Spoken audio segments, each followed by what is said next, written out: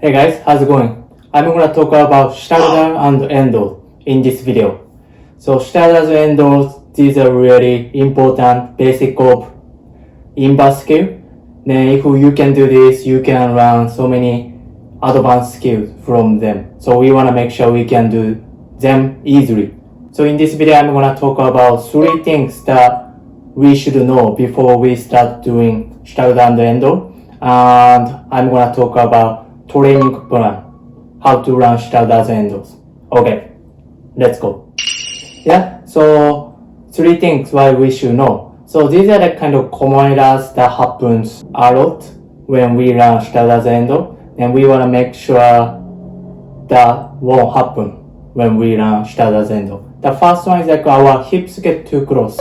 So if your hips get too close, what happens is like we cannot get enough speed. Actually that makes really tough to get handstand. It's easy to see if your hips get too close and no speed, but I want you to think about cannot get handstand very well. Yeah, actually if we put hips close, actually you can go around easily. However, once you get above the bar, then your position is a kind of a straddle L sit. So you have to actually do press hands to get handstand. However, like in Stalder, we don't want to do press handstand that much. So we want to make sure we put hips far, then when we get above the bar, our position is like pretty much handstand. So that's why we don't want to put hips too close to the bar. That's what we want to make sure about. Then second thing is like hips and toes too far from the bar, then we cannot go around. So this is like actually good error. Like we try to put hips far. Then actually we should keep trying that way, then we can develop our strength to be able to maintain the position. But sometimes this happens because you don't know how to swing and you don't have enough strength. So for strength stuff, we can keep doing Stalder, or we have some conditioning. It's like this. From press handstand this position, we keep this. Actually this helps for the strength a lot. Or leg lift on the floor. That helps you to be able to bring legs and core muscle together. Then actually in Stalder and Endo, we can maintain the position. Then you can build the strength for them. And for the technique stuff, I want you to see this Stalder. Then I want you to see my shoulders and hips line, this line. And I put one more line here. Then usually this angle should be 90 degrees from horizontal to actually right below the bar. Actually you can get really good swing and you can hang very well. However, if you are just learning this skill, what happens is that you put your hips too close or you put your hips too far, so you cannot actually hang very well. You have to focus on how to balance or maintain this body position. Then you cannot focus on actually hang and get speed. That's why we want to make sure this body angle, then you can swing. If you understand this very well, we can start with this. Then once you get really high level or you have enough strength to maintain the body position, you can start bring hips further. Then third thing is like from handstand. Yeah, usually we struggle with handstand to Stalder stuff.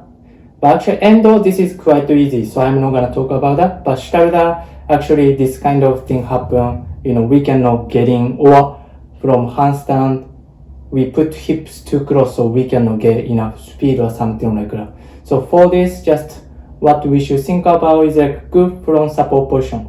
From we train, if we think about good front support position, that makes really easy to get in Stalder.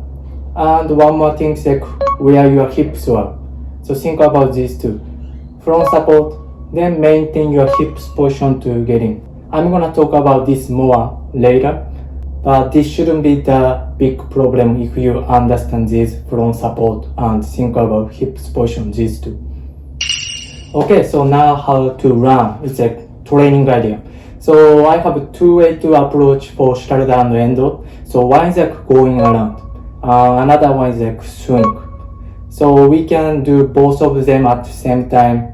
Then we can put together. Then you can run Stalder and Endo easily. Yeah, the first step before you separate these two, like you can start this. Just hang, then start swinging. Can you actually understand how to swing with straddle position? So you straddle very well, then you open your legs to create swing. You have to understand this before you start Stalder.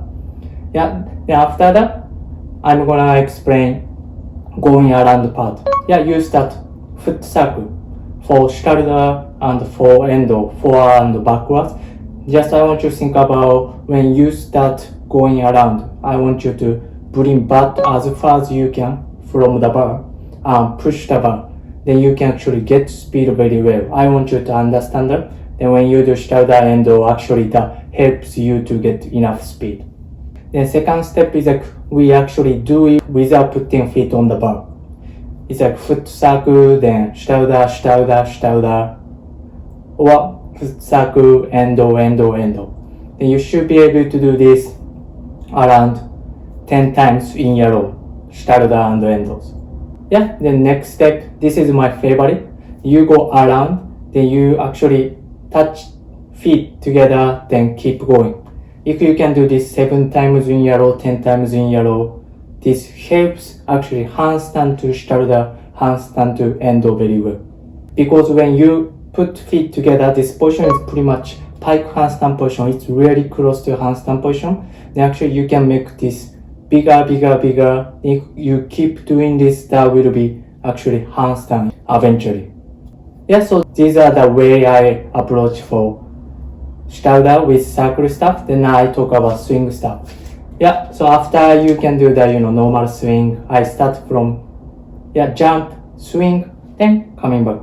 Yeah, the common error is like same thing. Our hip get too close. Jump, hip get too close, no swing. Or you can do Stalder side very well, but endo side, hip get too close, then no speed. So we wanna make sure from jump, front support, think about where your hips were, then swing. Then after that, this endo side, we wanna actually open our body a little forward. That makes it easier to start Stalder. Just think these two stuff. If you can do this, make bigger, start from box. That makes it easier to make bigger swing. Yeah, then if you can do this, then get close to handstand, something like that. Then we can get ready for handstand to start Stalder. Yeah, this is the first step. You do cast handstand, front support, then Stalder. Then if you can do this very well, just without putting feet on the box, we do just handstand to Stalder endo. Yeah, think about front support, hips position, these two. If you can understand good front support position, you shouldn't have much problem with it. The endo side, I'm pretty sure you wouldn't have the big problem with this. However, like if you have problem, you can do just handstand, flat back with straddle position, something like that. So you can just get good imagination of the movement. Yeah, so then, if you can do this much, just start adding, the circle side, swing side together. Then you can do Stalder, Stalder, Stalder, endo, endo, endo, like a lot. After that, just switch to grips. Then do couple times. Then you shouldn't have much problem. Just going around with grips, then bring that on real bar. Then just keep trying. Okay, how was guys? So again, Stalder endo, we wanna make sure we can do these easily. Then you should be able to do, 3 times Stalder, 3 times endo as warming up. Then we can start adding full twist, eagle, or like you can go to Adler, something advanced skill. Yeah, okay. So thank you for watching. Hopefully this video was helpful. Okay, see ya.